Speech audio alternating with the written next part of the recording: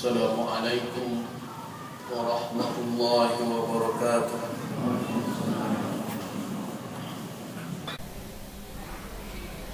Nah, sekarang mari kita lihat bi. Kata bi bisa bermakna musahabah atau bermakna sababiyah. Jadi kalau diartikan amalan musahabah maknanya bersamaan dengan niat. Gitu artinya. Tapi kalau bi bermakna sabab, baru ada amal, sababnya harus ada niat. Jadi begitu. Dua mungkin maknanya. Yang pertama makna bi musahabah adalah amal beserta niat. Kalau hilang satu, maka dianggap tidak tepat.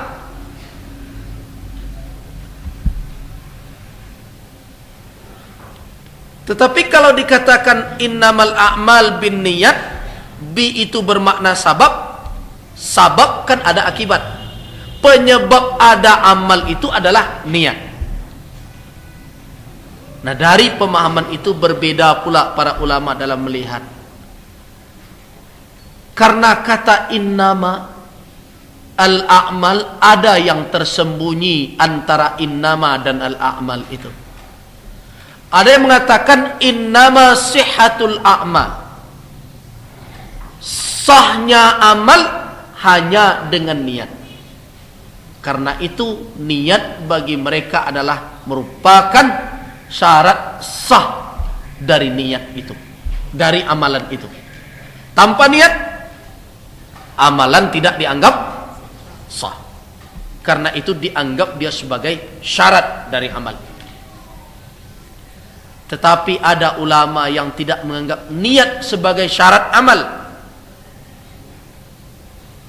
Mereka mengatakan innama kamalul a'mal, kesempurnaan amalan hanya dengan niat. Berarti kalau ada orang yang beramal tanpa niat, maka amalannya sah tetapi tidak sempurna. Tetapi pendapat yang kuat dan lebih dekat kepada makna hakiki ini adalah sah, dalam artian amalan tanpa niat tidak dipandang sah menurut syara. Sekarang masalahnya apa itu niat?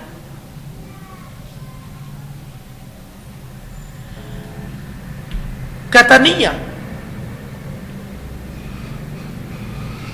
diartikan oleh ulama sebagai qasdun atau maksud. Maksud bukanlah perbuatan anggota badan.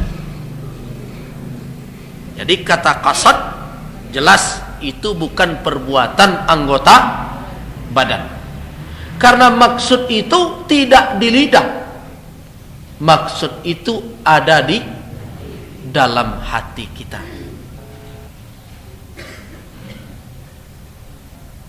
Maksud ada di dalam hati. Ulama manapun sepakat menyatakan bahwa niat tempatnya bukan di lidah, bukan di tangan, bukan di mata, tetapi di dalam hati. Apa itu maksud? Tentu tanya oleh ana mau kasih itu Ustaz. Yang dikatakan maksud adalah adanya kekuatan untuk maju lebih daripada kekuatan untuk mundur. Itu maksud itu. Tapi kalau samo antara maju dan mundur, tu ragu namanya baru. Ambo ke PK Nur mengaji beko ya. 50-50 antara iyo dan indah, alun le bani. Belum lagi dalam tingkat niat, itu baru dalam tingkat taraddud, ragu-ragu. Nah tatkala keraguan iko hilang dan ionyo lebih kuat daripada nanindak, nah di situ baru cenderung kepada maksud. Nah karena maksud ini hanya berlebih sedikit dari keraguan, maka ulama ada yang tidak sependapat niat itu tidak hanya maksud, tetapi adalah maksud yang tidak ada lagi keraguan. Itu yang niat. Maksud yang tidak ada lagi keraguan padanya. Nah karena itu sebahagian mengartikan bukan qasdun tetapi adalah azmun. Azam maknanya adalah tekad. Lebih kuat dari maksud menurut pendapat ulama itu. Jadi kalau ragu-ragu namanya syak, taraddud. Nah iya kata na iyo stek maksud. Tapi kalaulah boleh keinginan itu, maka itulah niat. Nah karena itu kalau kita berniat akan melakukan perbuatan, jangan melakukannya dalam keadaan taraddud, dalam keadaan ragu-ragu.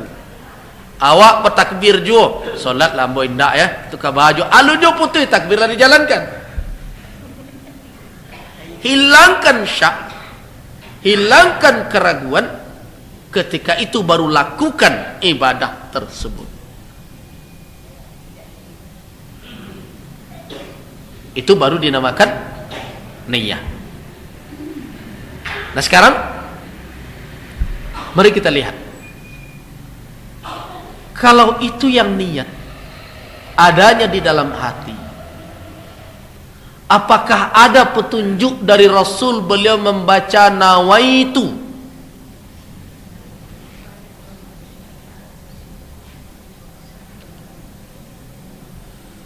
Sampai hari ini kita tidak menemukan Rasulullah sallallahu alaihi wasallam ketika beliau berdiri untuk salat beliau membaca nawaitu atau usalli fardal maghribi. Belum ada riwayat yang ditemukan. Yang bertemu adalah Rasulullah sallallahu alaihi wasallam idza qama ila shalah, apabila beliau berdiri beliau fakabbarallah, beliau bertakbir. Begitu hadis-hadis sahih yang ditemukan. Nah, sekarang berarti kata usalli itu belum ditemukan oleh ulama dasarnya secara khusus dari Rasul. Karena itu ulama baik yang menetapkannya, yang mengatakan ada usalli, dan termasuk yang mengatakan tidak ada usalli, sebenarnya sependapat mengatakan usalli itu bid'ah. Sependapat. Cuma mereka berbeda pendapat dalam menetapkan masuk bid'ah mana, apakah bid'ah hasanah atau bid'ah sayyi'ah. Nah, apakah dia termasuk bid'ah hasanah atau bid'ah sayyi'ah? Sebahagian ulama membagi bid'ah menjadi dua. Ada bid'ah hasanah, ada bid'ah sayyi'ah. Tetapi sebagian ulama lagi seperti Imam Ahmad bin Hanbal, sebagaimana juga yang diriwayatkan oleh Ibnu Qudamah Al-Muqaddasi di dalam kitabnya Al-Mughni, bahwa bagi mereka bid'ah cuma satu di dalam ibadah, tidak ada bid'ah hasanah. Nah, berarti persoalan usalli atau nawaitu itu adalah musarun lil khilaf area yang terjadi khilafiyah antara ulama ummah. Tapi kalau kita lihat mereka sepakat mengatakan apabila ada orang yang telah mempunyai tekad di dalam hatinya tanpa menyebutkan usalli atau nawaitu, semuanya sepakat bahwa niat orang itu sah. Itu sepakat itu. Nah, mereka tidak sepakat melafazkannya. Mereka sepakat mengatakan kalau orang berniat di dalam hatinya untuk melakukan suatu perbuatan dan tidak ada keraguan untuk melakukan perbuatan, sahlah niatnya, tidak ada keraguan dari ulama manapun. Tetapi kalau memakai usalli atau nawaitu, terjadilah perbedaan pendapat ulama dalam memandangnya. Nah, dengan itu pilihlah yang bijak. Kalau tidak terlalu membutuhkan usalli dan kita telah begitu yakin dengan apa yang kita lakukan, maka berarti niat telah ada.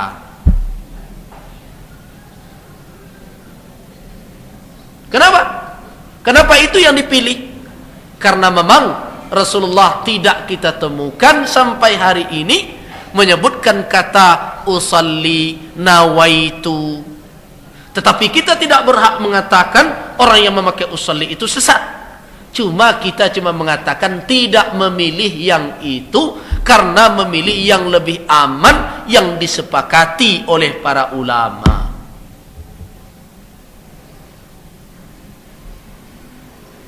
Nah, baik. Sekarang kita lihat secara keseluruhan. Tadi cik-cik kata awak bahas. Innama Allah, al-a'mal Allah, bin bi Allah, an-niyat Allah. Nah, kini awak calik pengertian secara total innamal a'malu binniyat. Apa maknanya? Makna dari hadis itu secara umum adalah orang yang tidak berniat tidak mendapatkan maksudnya. Itu maknanya. Man lam yanwi syai'an lam yahsullahu. Kalau ada orang yang tidak berniat, dia pasti tidak mendapatkannya. Ini terkait dengan ibadah. Kalau ada orang melakukan sesuatu tanpa niat, dia buat begitu saja salat dalam keadaan tidak sadar, fala yahsul lahu. La yahsul apa maknanya? Kalau ibadah itu merupakan kewajiban, maka tidak gugur kewajibannya. Dia tetap dalam keadaan berutang. Nah, karena itu niat ini perlu, karena niat itulah modal pertama kita untuk mendapatkan faedah dari amal yang kita tuju. Nah, sekarang yang kita harapkan dari setiap amalan itu apa? Adalah imbalan dari Allah Subhanahu wa ta'ala. Nah, siapa yang tidak meniatkan amalnya lillah, fala yajid minallahi syai'a, pasti tidak mendapatkan apapun dari Allah.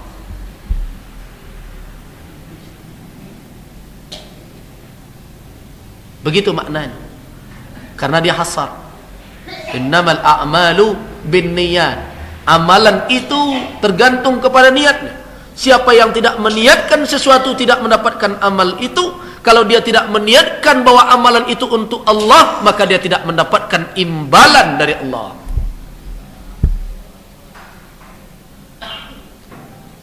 Nah, karena itu berbahaya sekali riya. Sangat berbahaya.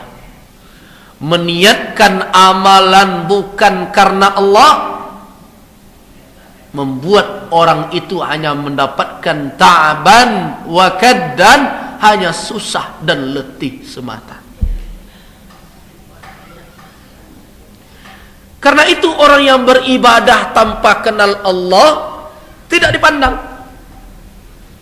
Orang musyrik berbuat baik Orang kafir beramal yang baik dalam pandangan manusia, dia buat masjid sebesar-besarnya, maka amalannya haba'an manthura, tak lebih bagaikan debu yang diterbangkan oleh angin, tidak bernilai sama sekali. Karena itu di dalam beribadah, di dalam beramal,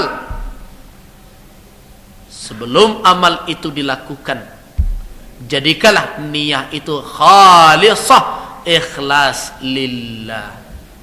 Karena itulah yang menjamin kita mendapatkan amal itu, dan itulah yang menjamin kita mendapatkan imbalan dari amalan tersebut dari Allah Subhanahu wa ta'ala. Kalau ada orang yang melakukan suatu amalan hanya karena orang lain, maka orang itu tidak akan mendapatkan apa-apa. Kita mendengarkan hadis lain dari Rasul, ketika didatangkan 3 orang hamba kelak ke hadapan Allah di hari kiamat. Hamba itu diputuskan untuk masuk ke dalam neraka. Mereka mempertanyakan itu, ya Rabb, kenapa saya dimasukkan ke dalam neraka? Allah bertanya, bukankah engkau yang seberikan rezeki yang begitu banyak, karunia yang berlimpah? Iya. Kemana engkau perjualkan, engkau pergikan atau engkau infakkan harta itu? Kata hamba tadi, telah infakkan harta itu, ya Allah, di jalanmu. Tetapi Allah mengatakan, kadzabta, engkau berbohong. Engkau tidak memberikan harta itu karena aku, tetapi liyuqal, supaya orang berkata engkau adalah karimun, engkau adalah orang pemurah.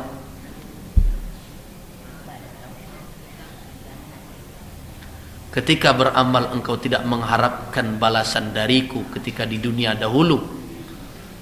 Sekarang engkau tuntut dariku apa? Apakah engkau pernah berharap? Niatnya tidak tergantung kepada Allah, maka dia tidak akan mendapatkan imbalan dari Allah. Ada orang satu lagi yang terbunuh di jalan Allah. Dia diputuskan untuk masuk ke dalam neraka. Dia mempertanyakan, ya Allah, bukankah hidup yang telah engkau berikan kepadaku, aku akhiri ketika di tengah medan perang untuk menegakkan kalimat-Mu, untuk menegakkan agama. Karena engkau, ya Allah, Allah berkata engkau bohong.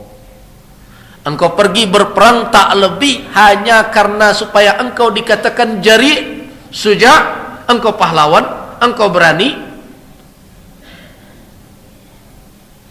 Engkau tidak pernah berharap apa-apa dariku, maka tidak ada sesuatu apapun untukmu, kata Allah.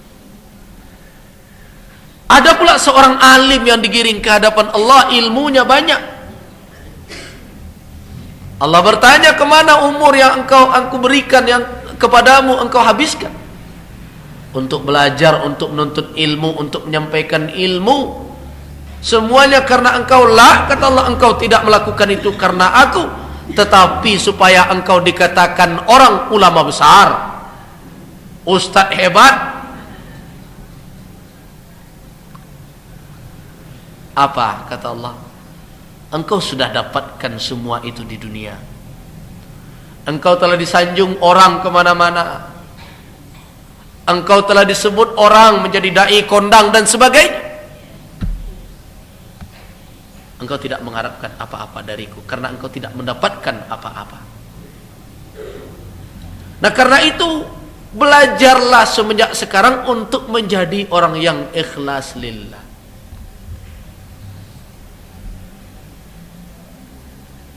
Kita lihat Rasulullah sallallahu alaihi wasallam ketika menunaikan ibadah haji, beliau alas onta beliau hanya dengan kain kasar yang harganya tidak lebih dari 3 dirham. 3 dirham saja. Tidak lebih. Alas tempat duduk beliau duduk di atas onta itu tidak lebih, hanya 3 dirham. Ya, kalau apa kita bandingkan sekarang tidak lebih dari 20.000 rupiah. Beliau naik ke atas onta itu dengan berkendaraan seperti itu, Apa doa beliau? Allahumma hajjan la riya'a fihi wala sum'ah. Ya Allah, jadikanlah haji saya ini yang tidak ada ria di dalamnya sedikit pun, tidak ada sum'ah di dalamnya sedikit pun. Apa ria? Yang akan dipandang oleh mata orang sehingga orang membuat takjub. Apa sum'ah? Yang akan didengar oleh orang yang membuat orang menjadi terkejut. Berbeda sekali dengan kita sekarang. Kalau ndak baru baju pergi ke Makkah tu, baju putih tu ndak pakai. Kalau rendonyo, kalau ndak rancak bana,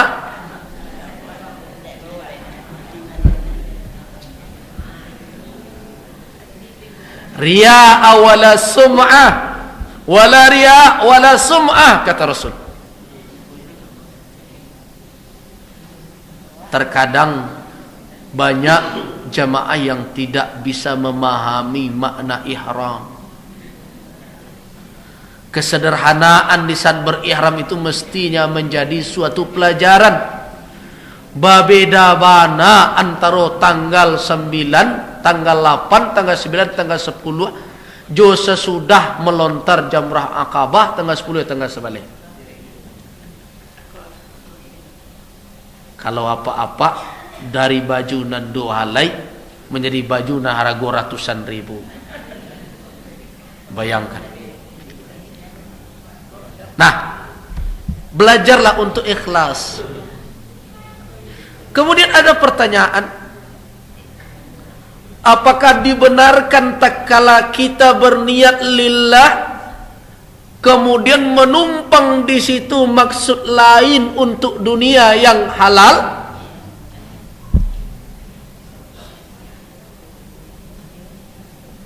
Boleh tidak? Menumpang sedikit di situ persoalan dunia. Orang berpuasa yo tapi menumpang niat diet. Wah, nak diet gua.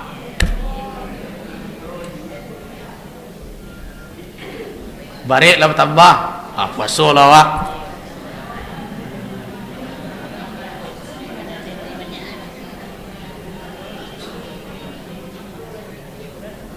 Nah,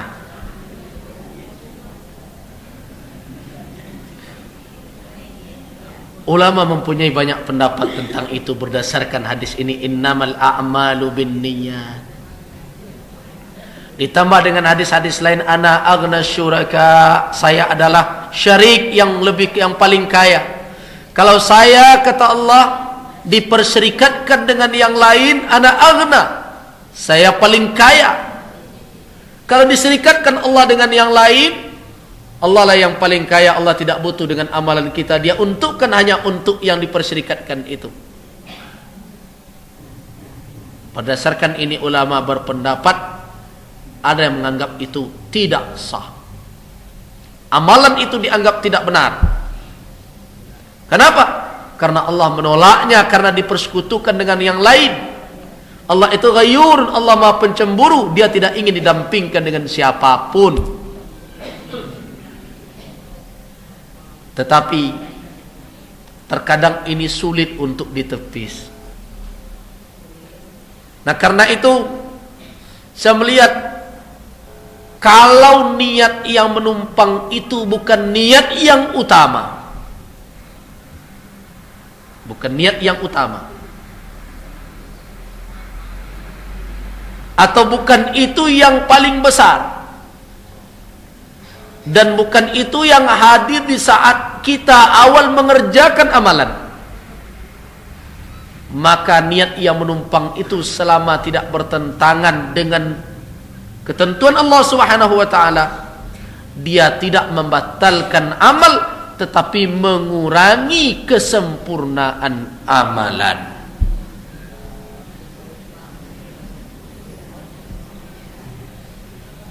Jadi orang yang bisa berniat lillah saja, menepis niat-niat duniawi, itulah afdalnya amal. Kenapa? Man aradal akhirah, siapa yang menginginkan akhirat, pasti dia tidak merugi dalam persoalan duniawi. Tetapi siapa yang menginginkan dunia yang lebih utama, dia tidak mendapatkan imbalan di akhirat. Nah, karena itu keyakinan akan inilah yang semestinya tertanam di dalam hati. Ketika akan beramal, tepislah segala niat-niat duniawi. Kalau toh dia muncul di dalam hati, jangan biarkan dia lebih besar daripada lillahnya. Jadi ada tingkatan, kalau bisa orang hanya lillah kana afdal, itu akan lebih baik. Itulah manusia yang dituntut oleh Allah, mukhlishina lahuddin. Din, agama semestinya hanya lillah. Tetapi kalau orang tidak mampu dalam proses untuk sampai ke situ, terkadang timbul juga awak solat, dalam solat lalu calon itu tampak awak solat dia ya. Kolekannya terima juga besok jadi menantu. Muncul dia. Nah, jangan biarkan dia membesar sehingga melupakan lillah tadi. Usahalah untuk menepisnya. Nah, berarti sedikit banyaknya mendampingkan niat lillah dengan niat duniawi bermudarat. Sedikit banyaknya mempunyai mudarat kepada amal. Walaupun dia tidak membatalkan kalau dia sedikit atau tidak menjadi yang utama, tetapi dia memudaratkan. Tentu akan lebih baik pilihlah amalan yang memang kita bisa mendapatkan amal itu secara utuh imbalannya dari Allah Subhanahu wa taala. Karena itu belajarlah untuk menepis niat itu. Bagaimana caranya? Timbangkan untung dan ruginya. Allah menjamin siapa yang lillah karena Allah, maka Allah akan memberikan kepadanya kebahagiaan dunia dan akhirat. Tetapi siapa yang berniat untuk dunia, Allah tidak memberikan baginya akhiratnya. Nah, apakah kita tidak merasa rugi mendampingkan niat? Ikhlas, niat lillah, kita dampingkan dengan niat-niat duniawiyah. Bapak dan ibu-ibu jamaah rahimakumullah, innamal a'malu binniyat. Niat dilakukan tentu dengan makna musahabah, bersamaan dengan amal. Karena itu ulama menetapkan niat itu beriring dengan amalan. Kapan amal itu dimulai, maka pada waktu itulah niat terpasang. Jangan biarkan dia dulu amalan, kemudian niatnya baru datang. Jadikan niat itu menyertai. Persoalannya sekarang, apakah niat itu sampai detail di dalam hati kita, rinci?